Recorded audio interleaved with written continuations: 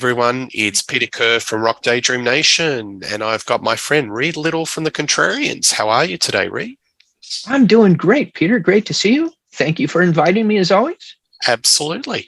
So today we are going to cover the album by The Cure called The Cure, which was the 12th album. There you go. Came out in 2004. So what we're going to talk about is our first impressions of the album, go song by song, bit of a deep dive, what we like, what we don't like, and go from there. So Reed, what was your first impressions on this album? The first impression that I get is very interesting because you open up with Lost, which is such a noisy track. One of the most noisy, not noisy as in bad production, but noise as an intentional part of the music, which is something that The Cure were not really known for. And it's such an assault on your ears. And it doesn't carry through the whole album, but the first impression is, oh, wow, this is going to be a really abrasive album. But it actually turns out to have a lot of, as Black Sabbath used to say, a lot of light and shade, right? It's got some of those really dark, aggressive moods, but it also has some near jangle pop. Yeah, okay. Well, I guess my first listen to this album, I was blown away as the mix is really loud, and it's a very dark album. And this was at some stage mooted as being the final Cure album. They were going to call it quits. That was it. No more. The production is done by Robert Smith and Ross Robinson. If you look at his CV, Korn, At the Drive-In, Limp Bizkit, you sort of get the feel he's very much in that new metal or metallic type of production. So it's a very loud sounding album. It's metal. I know Robert Smith said it's not metal, but it's a loud Cure album. He's been interviewed and had said that previously. I was blown away by its darkness and how everything is just right in the mix. So how about we start off with the first song, Lost? Okay. What do you think about Lost? So I really like it. One of the things that I think about about three of the 21st Century Cure albums, about Blood Flowers, well, it came out in 2000, technically not the 21st century. The Cure and 413 Dream, is they are great guitar albums. There's so much guitar on them. And if you've got a good audio source and a good set of headphones, you can hear like some acoustic guitar in the background. But in this case, like I said, it's so much noise. It's guitar with all of these wild effects on it. It's got delay. And I think what I hear is what's called a barber pole phaser. And they call it a barber pole because it never stops. Instead of going, it just goes up, up, up, up, up. And it just, like the last 3 minutes of the song have that constantly rising phase effect on it. And it ends with noise, right? It starts with Robert Smith doing these vocalizations, which is not really something, again, that I associate with him because he's so much the singer and lyricist. And it ends with him doing a vocalization, and then you get that noisy guitar. So it makes a real impression, but I like it. I'm going to push back just a little bit on the common narrative that this is such a heavy album, because I think that more of that comes from the fact that the guy who produced Korn produces it, right? But at least half of the songs on the album aren't heavy at all.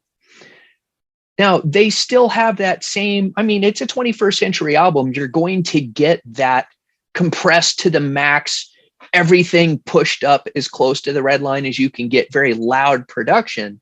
But that doesn't make the songs inherently heavy, right? So when you get to songs like Anniversary, maybe, or Truth, Goodness, and Beauty, those aren't heavy songs at all. I may have Anniversary wrong. Yeah, I probably slightly disagree. I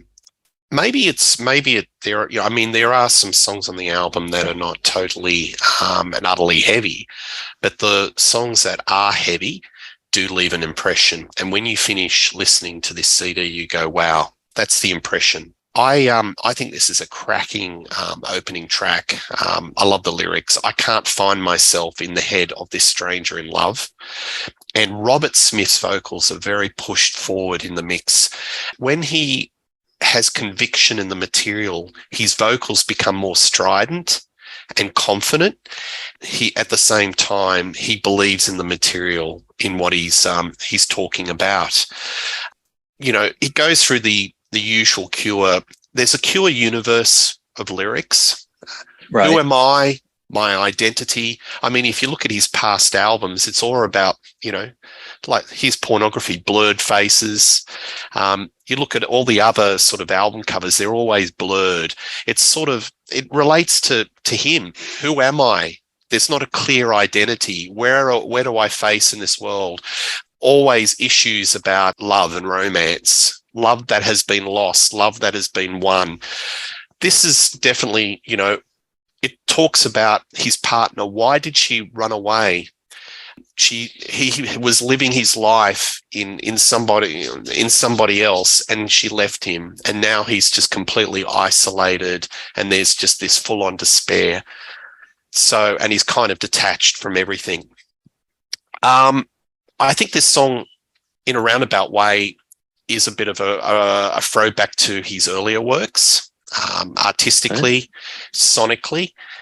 It builds up to that crescendo at the end, and that guitar feedback outro is just something to die for, what you were just talking about then. So I think it's a cracking opening track, but the impression that you're left when you listen to this song is how much Robert Smith's vocals are just pushed out in the mix, and it's kind of really in your face. Right.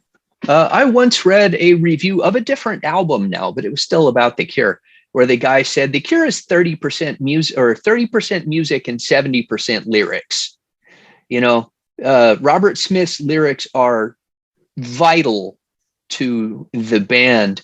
And I think it's fascinating as a person that he has been with his wife since they were like 14 years old, still together. And yet he's constantly on the same album. He will write songs about how their love will never die and songs about how tough it is to be in love, and he just doesn't know if he can make it. So this is a conflicted individual. Plus, he loves to, there's that word again, but he loves to equate love and drug addiction, right? That's a metaphor he uses a lot, is romance or love and drug addiction. And death. So, and there's a lot of death, love, death, sex, romance, despair. That's the wheelhouse. But yes, you raise a very interesting point. And I guess the question's raised, Reed, is he playing a character? Is he suffering for his art? Is it from real experience, or is he portraying a character? Is the real Robert Smith completely different to the Robert Smith, the artist that is on this album? I mean, only people who know him better would, I guess, know the answer to that. But you don't get the impression that he's playing a character. It sounds real. It's real. Yeah. I think the fact that he's able to have such believability, such authority on singing about diametrically opposed viewpoints on the same topic is one of his true strengths as a songwriter, as an artist. Absolutely. It's easy to write love ballads, right? Everyone's been in love, but how many people can also do the opposite? And he puts a twist. And some of his songs, he does two sides of the coin. He plays, he looks at the persona of the female, the persona of the male, and then he just flips it on its head, all within one verse. Yes. I think by that now, of course, by this point, he's 44 or 45 years old by the time The Cure comes, or the album The Cure comes out. So we're not talking about a young man here anymore. This is a guy who's got a lot of mileage on his odometer. And I think he's able to bring that to his songwriting. And possibly this is their last album. So he wants to go out with a bang. And as I said at the start of this show, I think it's a very dark album, and I think he's really out there. He's really pushing himself and wants to make a statement for all, as we go through the individual songs, that sort of reinforces that. So Right. one more thing I wanted to say at the start of the song, where it's just the strumming, it kind of had a bit of a Nirvana, Kurt Cobain feel. So again, I think that it was brought out in 2004, but he was absorbing a lot of the indie or guitar influences of the day. I guess The Cure have influenced so many bands, and there was a lot of unkind scribes used to say, well, you know, The Cure in the 21st century was basically Robert Smith and his tribute band, which I don't agree. I still think they had a lot of fire in the belly artistically. Right. So this is another narrative that I kind of push back against. And I think, as you have recently done an episode on bands that are influenced by themselves, right? There's a difference between attempting to sound like yourself in a previous life and simply sounding like yourself.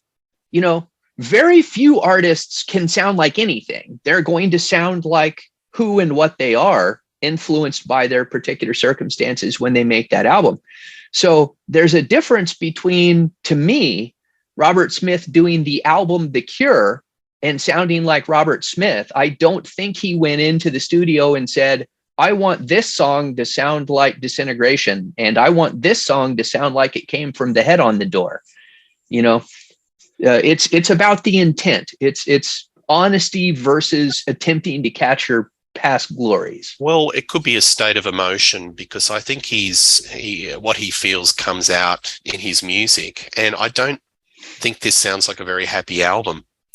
So when you're looking at Wish, which is a pop album, he's full of love, he's on top of the world, he's, sort of floating on air.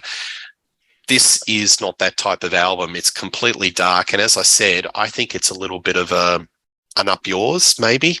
It's The Cure's potentially final album, and there's a lot of spit and anger, and it comes out in that first song. Anyway, that's my view. Why don't we go to the next one, Labyrinth? Of course. What do you think of that song? So, Labyrinth.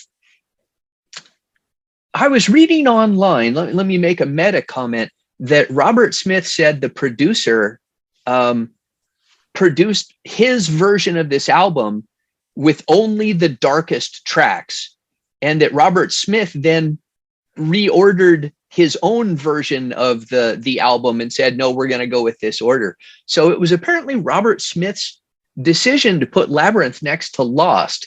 And I think that's interesting, because what is a labyrinth? It's someplace you get lost in, right?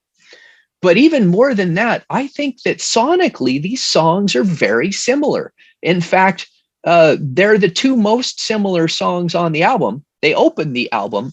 So you start off thinking, okay, this is going to be what the whole album is like, right? It's going to have all this noise. It's going to have all this aggression. And then you get to song 3 and it pulls back from that and becomes a different thing. So it's got another great lyric. It's not quite as noisy. The thing that distinguishes it most in my ears from Lost is that the vocal is not nearly as upfront. It's mixed a little further back. His vocal delivery is a little bit more subdued, but the music of it is still very similar. It's kind of, I always hate to use the word droning, but it's very, it creates a one mood for pretty much the entire song, just like Lost. Yeah. I like the lyrics of this. It's basically a narrator, probably, of Robert Smith's age, grappling with time, age, how things change. He's struggling with that. It's sort of like, you're 44. You may not have seen your friends for a long time, but they've changed and maybe you haven't. And you feel a little bit stranded. And The Cure's very big on time and spatial reality in their lyrics, and talking about time and how in respect of the aging process, whether it's relationships, romance, love, and this is no different. I've got a quote from Robert Smith on this particular lyric. He goes, "When you're a boy, you like anniversaries, but when you grow up, you tend to be saddened, and the days become hours of memory. It's really depressing." So, at least somebody grappling with time and age. Sonically, it's interesting. His voice sounds a little bit echo. It's got a kind of a delay. It's sort of slightly processed. I like the chordal progression of the guitars. It's got an Eastern sounding chord progression. Right. And it gets vocally, he gets increasingly worked up as the song goes along. And a lot of these songs in this Cure album it starts off quite soft or at a certain temperate level, but as the song goes on, it builds up to a crescendo, and he works himself up. And a lot of these songs follow that sort of formula. But I think he had really perfected that by the time he gets to Disintegration, that upward trajectory. And again, all part of the artistry of the band, right? Yep, absolutely. Okay, Reed, what do you think about Before 3? So Before 3 is interesting because here's where we make the switch. We've had two very heavy tracks, and now we get to Before 3, and it's jangle pop. This is a track that could possibly have fit on Wish or Head on the Door, or the lighter parts of Kiss Me, Kiss Me, Kiss Me. So Robert Smith is definitely back in pop song mode. And of course,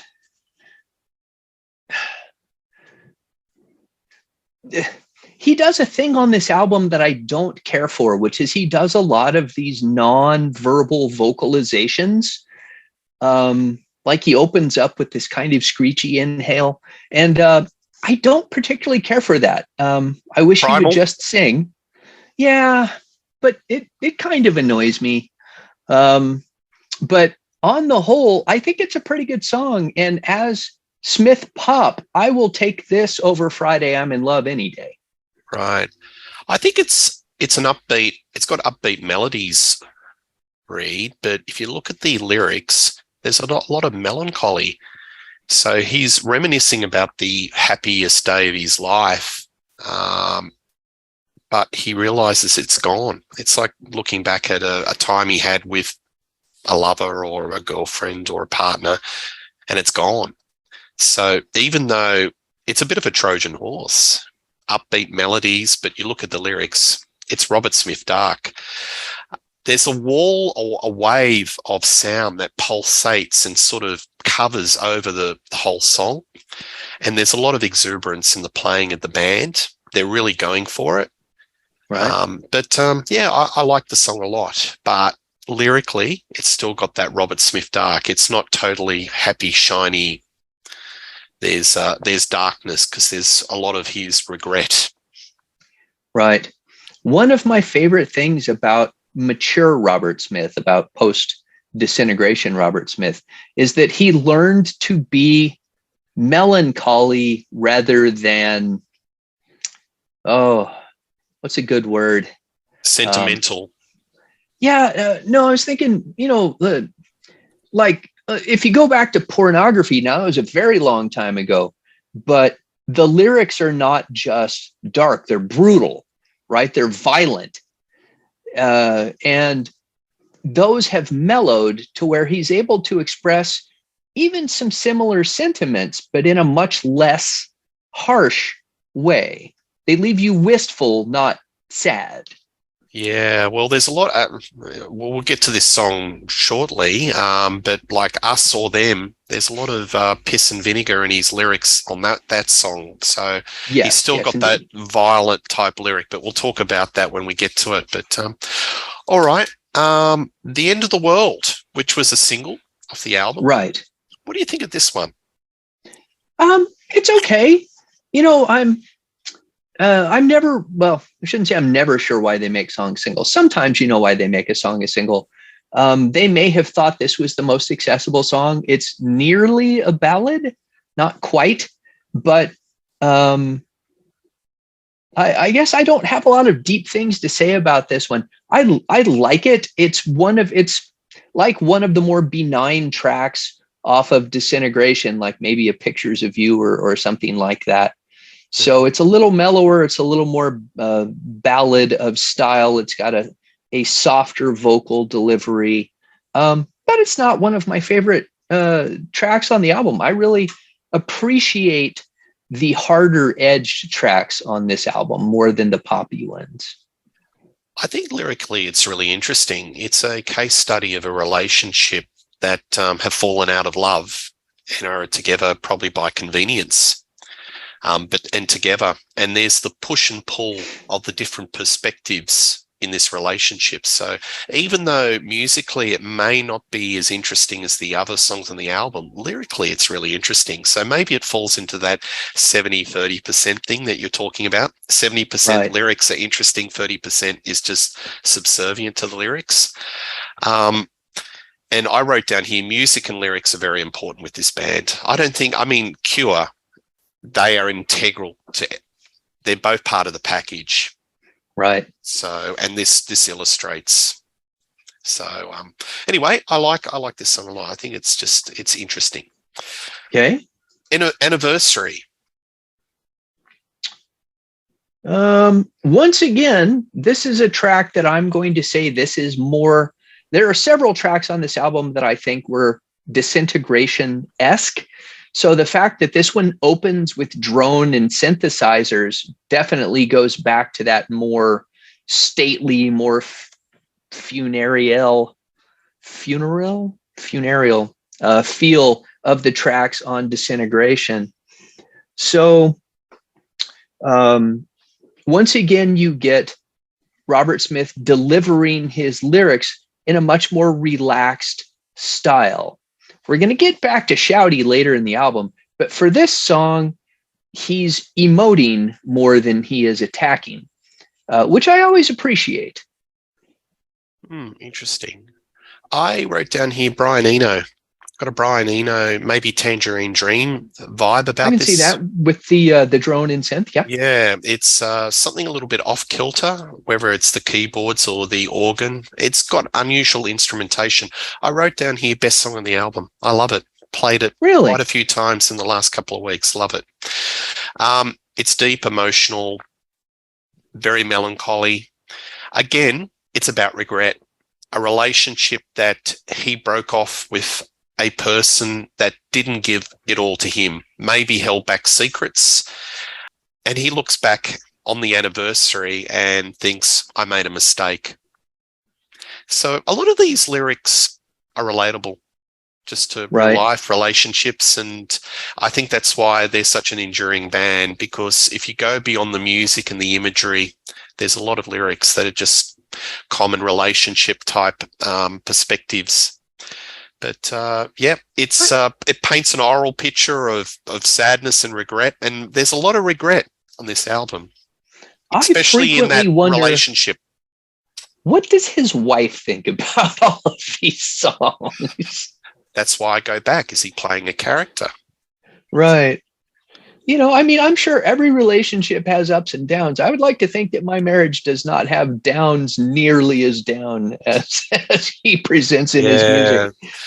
But Reed, a lot of the artist's greatest work is when they have suffered. Lou Reed, Bob Dylan, John Lennon, Paul McCartney. I mean, a lot of the stuff they've really had to go into the gut when they've gone through the worst. But a lot of artists, when they're on the other side and they're happy, maybe their works aren't so great.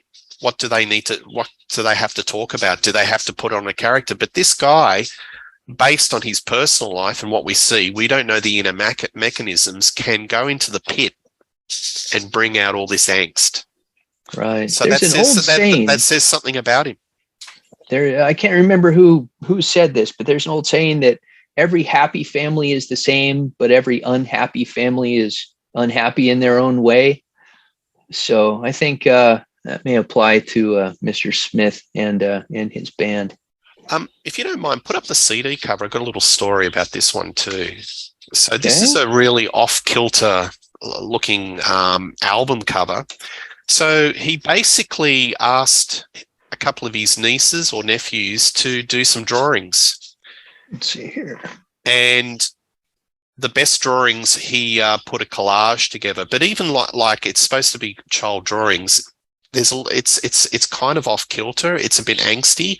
And if you look at the first album cover, you see Robert Smith there, but you see a kid next to it, and it's like a broken heart. It's definitely, it says a lot about this album. You see that this is an album that has stuff on it that's not going to be happy and shiny. Right. And it covers a lot of the themes that go all the way through.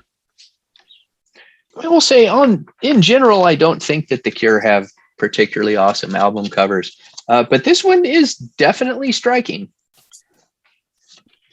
Definitely sets a mood. Yep. All right, the next one is, Oh, in my view, the angriest song, and very much of the theme of those particular times, and that was Us or Them. What do you think of this song? Us or Them, very much back to their post-punk and punk roots. This, I think his vocal delivery is pure punk. It's shouty, it's angry. It's 1977, talking about the same issues of alienation, and it's got that upfront bass line, that really aggressive bass line that drives the song, which they hadn't really done in quite a while. There are a couple on Blood Flowers that are similar, but that used to be the core instrumentation for post-punk bands, right? Was that driving bass line really was the prime mover in the song. So I think it's a real throwback. And it is interesting that after so many love songs, he comes out with this really angry, foul-mouthed rant about the state of events. Like he had some bile he needed to get rid of, and this was where he was going to put it. Well, look at the times when this came out in 2004. So the world was in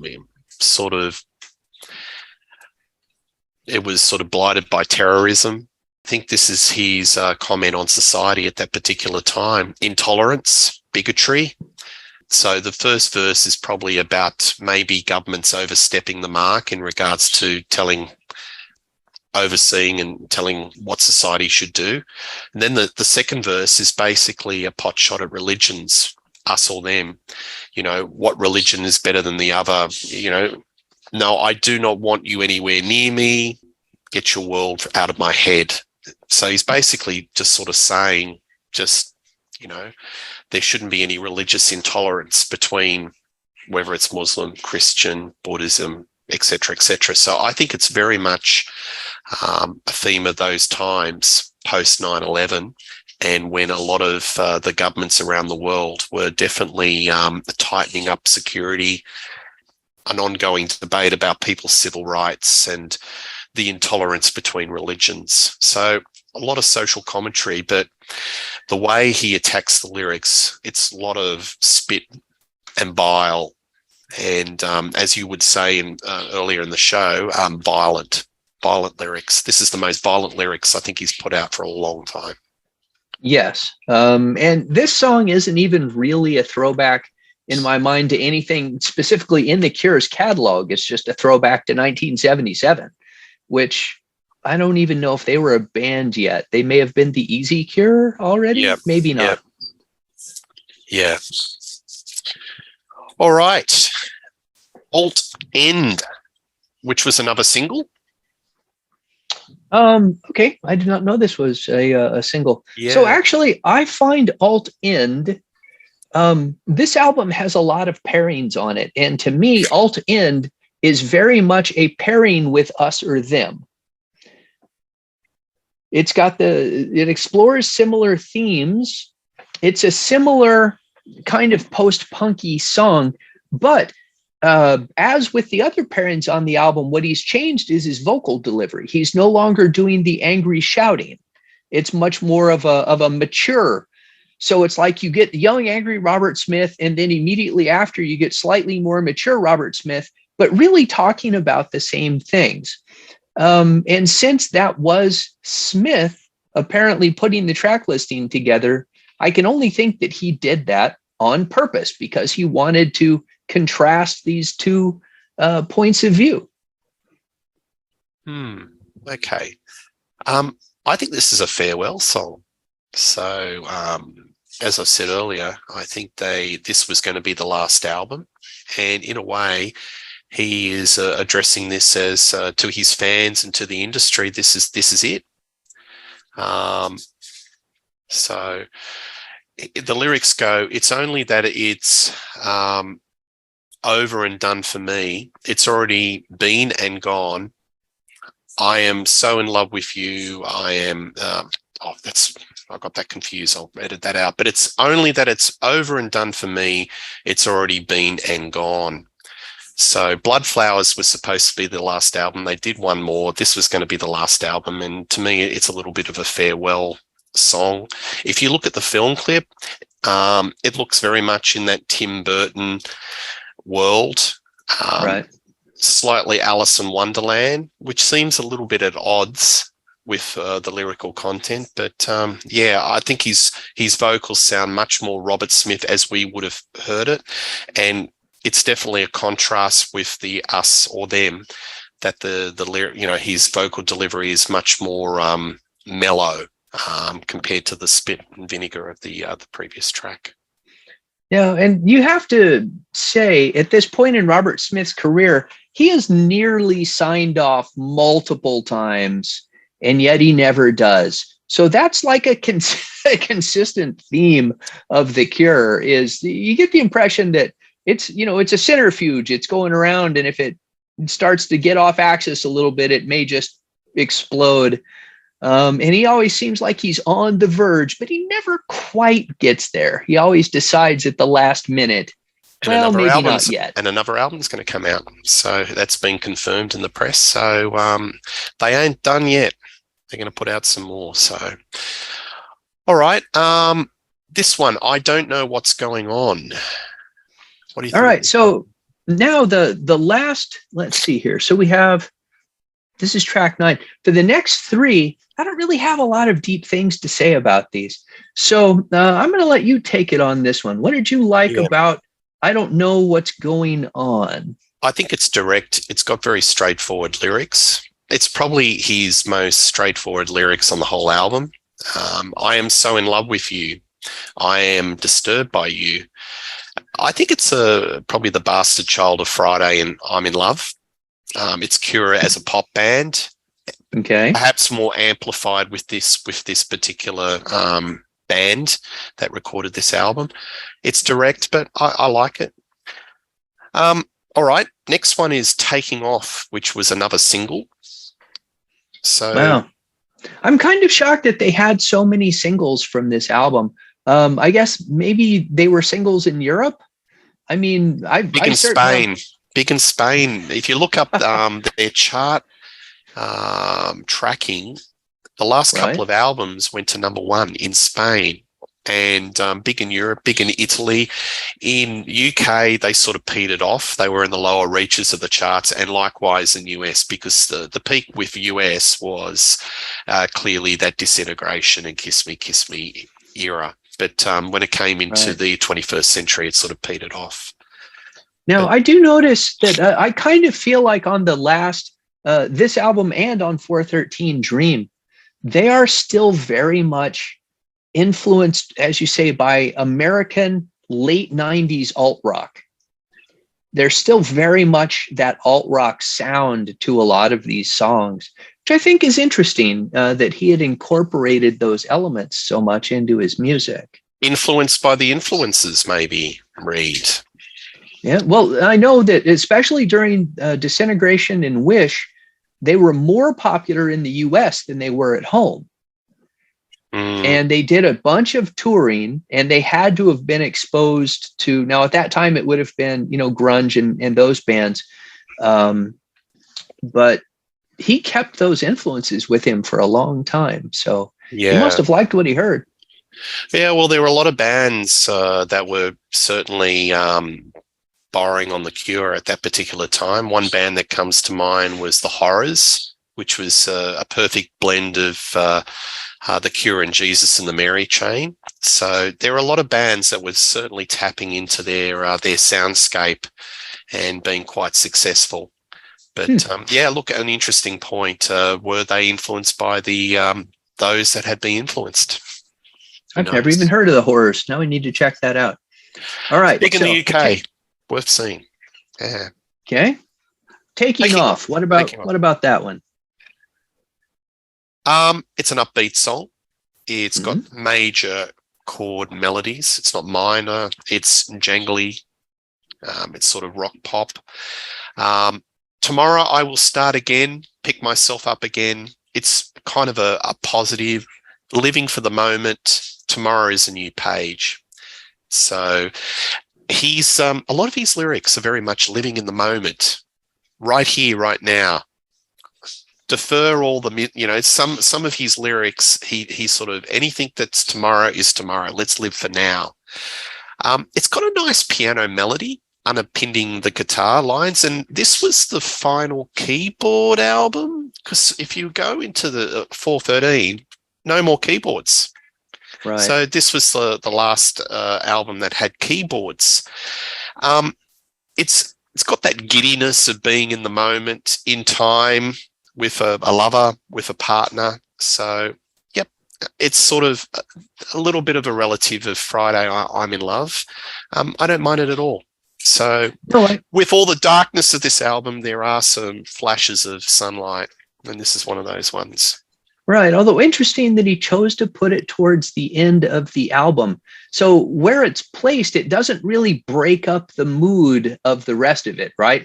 Although you've gone through this dark period, he provides you a little bit of light, which is more grace than Robert Smith normally offers on his dark albums. Well, wait till you get to the last two. It really goes a bit dark. I noticed the piano. So on Blood Flowers, now Blood Flowers 2000, this was 2004, I believe. Yes. Blood Flowers has a lot of piano on it and a lot of acoustic guitar. Yep. On this album, there is that acoustic guitar, but it's very mumuch mixed in the background, but there's almost no piano.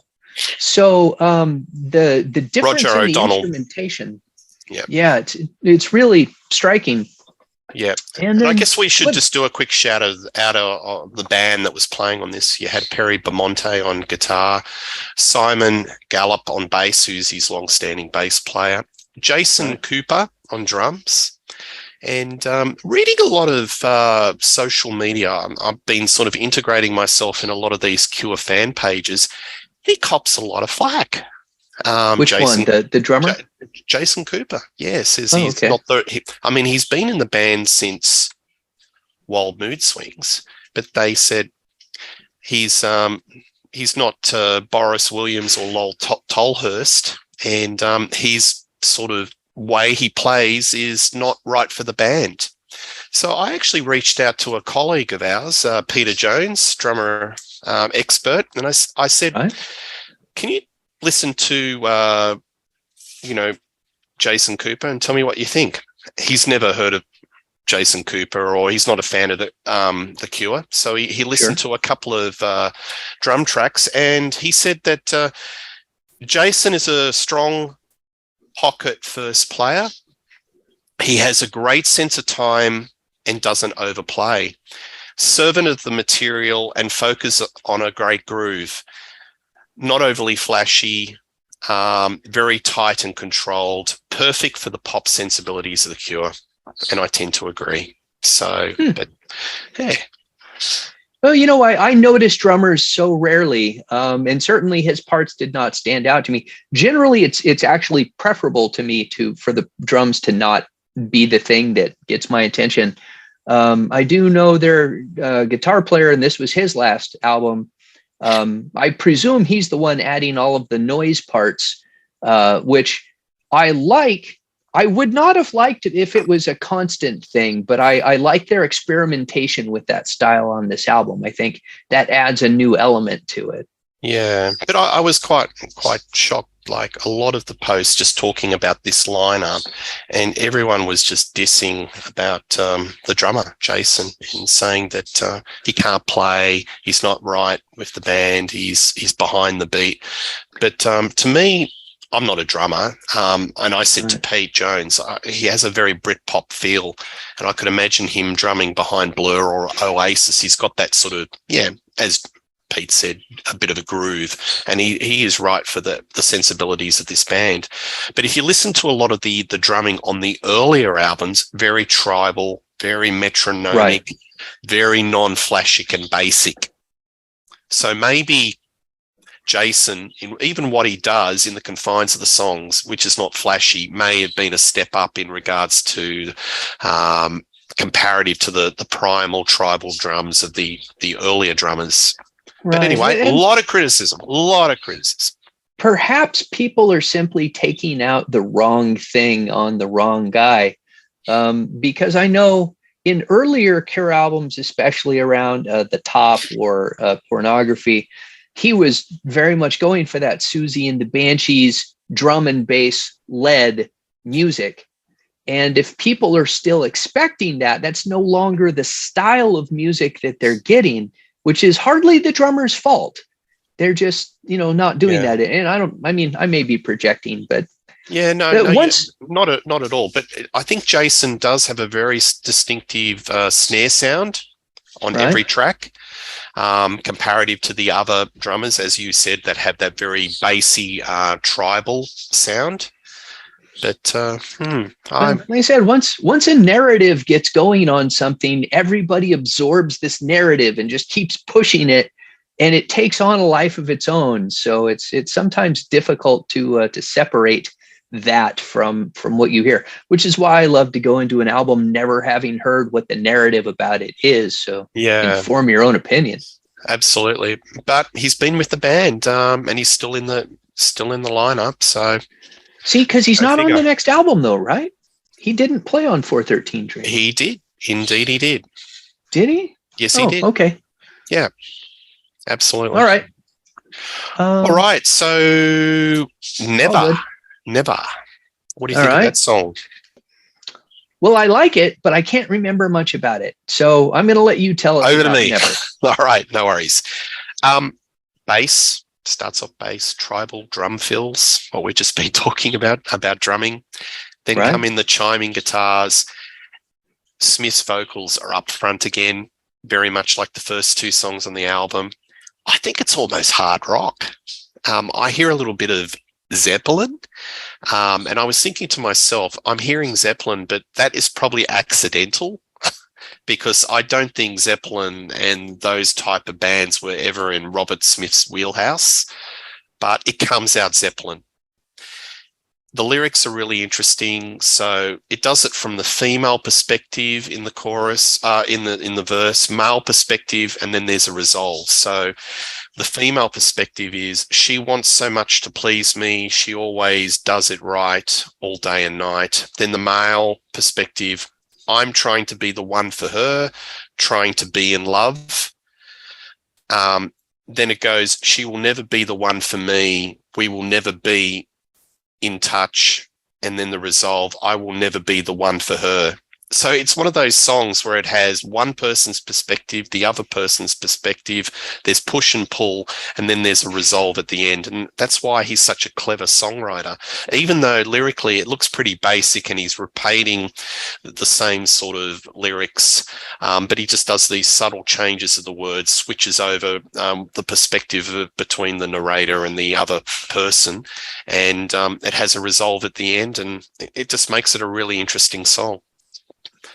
So, yeah, I don't mind it. It's not a bad one. And then you've got the 12-minute plus, The Promise, which is an epic Cure closer. So so I was going to ask, do you have Going Nowhere on your copy? No, I don't. Okay, so they put out multiple versions of this album. As I understand it, originally it ended with The Promise for their North American releases, but their European releases add an additional track called Going Nowhere. So I love The Promise. This is my favorite type of Cure song. And it's one of the things that I actually think is a slight negative about The Cure. Generally, a song that's 3 or 4 minutes long is a great listening experience if you're doing something else, right? You can just, you're in and out of the car. There's other stuff going on. It doesn't take too much time. For a 12-minute song, Iron Maiden, pay attention. That takes a lot of attention if you're really going to get your most out of a 12-minute song. But I love the epic length tracks from The Cure. It's my favorite type. They're very complicated. They're very dark. They're very moody. Robert Smith has a habit of coming in with a sucker punch of a lyric at the end. He's back to delivering a powerhouse vocal. He's been mellow. He's been shouty. But this last one, he's back in Disintegration territory, which I think he always goes back to that for his best tracks, with the ones that he's really going to push to the front. I think it would be a fantastic way to end the album. And in fact, if you have the version that has Going Nowhere on it, Going Nowhere is an inferior track, and it's terrible that they put it on the end of the album. It should have ended with The Promise. And if they were going to include the extra track, put it up in the track listing someplace. Yeah, well, I think along with The Anniversary, this is my favorite song on the album. I think it's a corker of a finisher. I think it really goes back to the influences, or the core influences of the band. Velvet Underground, Lou Reed, primal scream vocals, the wah-wah guitars, simple lyrics, straight from the gut. 10 minutes, 21 seconds. I think it's magnificent. It's a great album closer. Lyrically, I like it. It's about how feelings change, how people evolve. You hear a common theme, this album? Changes, right? Regret. I trusted you, believed in you.